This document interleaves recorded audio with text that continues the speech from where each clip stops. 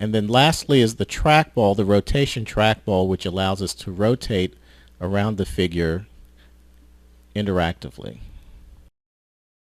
This palette is the memory dot palette, and we have three different types of memory dots. In other words, ways to save information that you want to reuse over and over in your animation.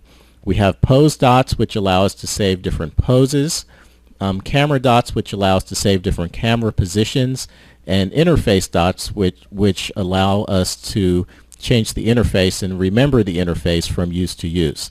Now, we'll select pose dots to begin with, and the thing about memory dots is that they are not transferable from file to file. So if you had another file or another scene that you wanted to do and you set a pose dot here, you close this and open up another file in Poser, the dots won't be applied. So if you want to save a pose to the library that you can use over and over again no matter what file you're working with, then you want to come over here to the library window.